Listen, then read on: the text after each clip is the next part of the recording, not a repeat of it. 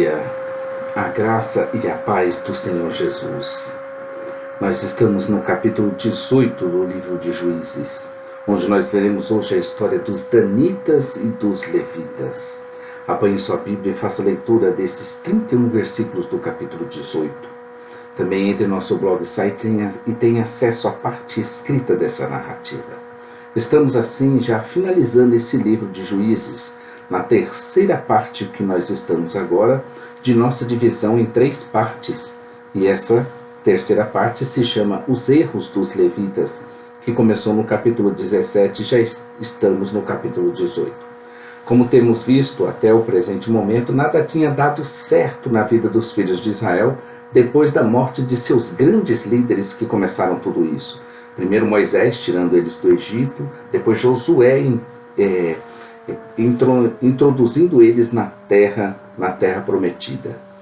E o livro de Juízes vem demonstrando claramente esse fracasso de Israel, como se fosse preparado para introduzir, sabe o quê? A figura do rei em Israel. Essa terceira e última parte também foi subdividida em 2. Estamos ainda vendo a primeira delas, que é um levita e a idolatria em Israel.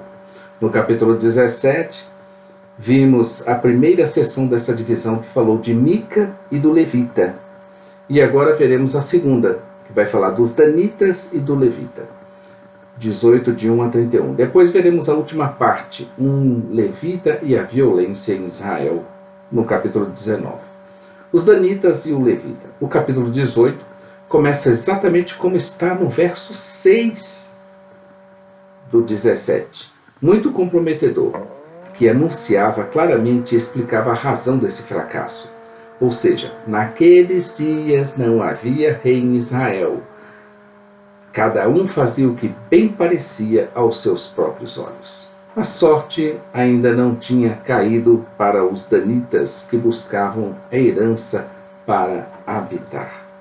5 homens da tribo de Dan, chamados de valorosos, na Ara está traduzido como homens valentes, são enviados a espiar a terra, e no seu caminho chegam à região montanhosa de Efraim, até a casa de Mica, onde ali eles pernoitaram.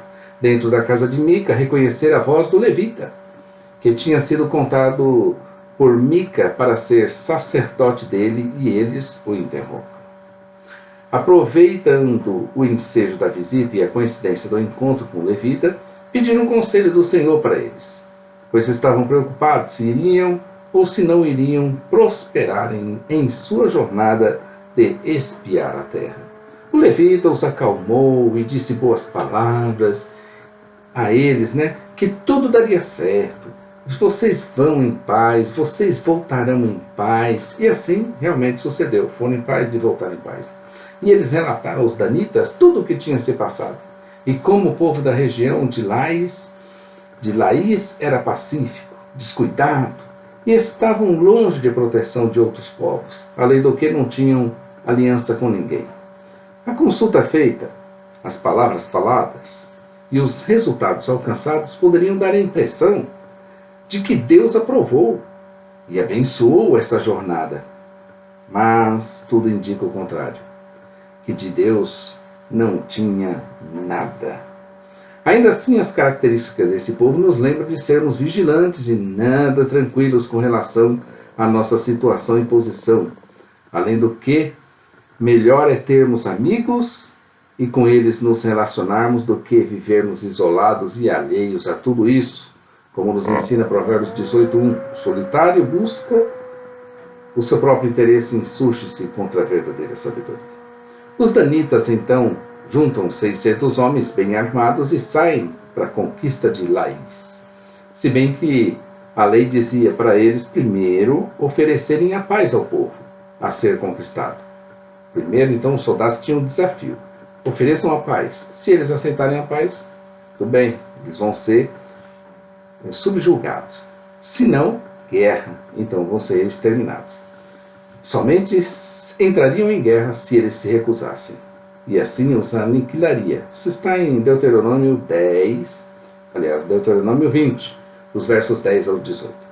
No caminho, novamente, à casa de Mica, e dessa vez os Danitas não somente levam os deuses de Mica, como também subornaram o levita para que o levita fosse sacerdote deles. O levita, não de olho em Deus, mas de olho nas recompensas e no prestígio e na fama, vai com eles feliz e jubilante. Mica fica só, tenta reagir, reúne homens para ir de encontro aos danitas, mas fica com medo, depois de se aproximar deles, e volta para seu caminho, certamente a fazer novos deuses, porque os deuses dele tinham sido roubados.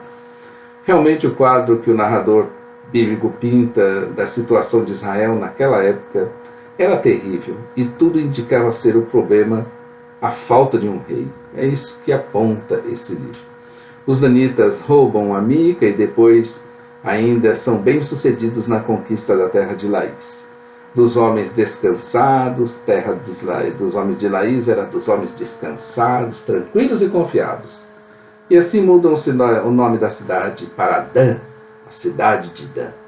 Os filhos de Dan então resolveram levantar a estátua, a imagem de escultura de Mica, e ordenam como sacerdote Jonatas, filho de Gerson, que é o filho de Manassés.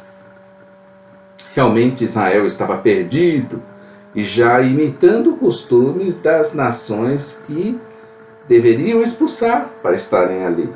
O resultado é que, conforme a palavra do Senhor, eles também logo seriam expulsos da terra por desobediência ao Senhor. Israel possuía um lugar central de adoração em Siló, mas os danitas persistiram em proceder corruptamente. O tabernáculo permaneceu em Siló até o tempo de Samuel. Lá estava também a arca, e lá ficou até que os filhos de Eli a tiraram de lá e a levaram para a batalha, onde os filisteus a tomaram. Isso nós veremos mais para frente, 1 Samuel, capítulo 4, dos versos 4 a 11. Não sabiam os danitas de Siló? Certamente sabiam, sim. Mas naquela época, onde não havia rei, cada um fazia o que bem parecia certo. Eles não tinham vínculos com o Senhor, nem com seus mandamentos, muito menos com a sua história. E assim concluímos o capítulo 18. Amanhã, novamente, aqui no capítulo 19. Clica aí se você gostou, dá um ok. Curta nosso vídeo, compartilhe. Também inscreva-se no nosso canal. Nos ajude a divulgar. Entre nosso blog site, ou Semeadores, nossa loja virtual, ou semeadores.com.br. E no nosso blog site, jamaisdesista.com.br. Foi um prazer estar com você nessa manhã. Maranata, ora, vem, Senhor Jesus. Um bom dia, querido, na presença de Deus.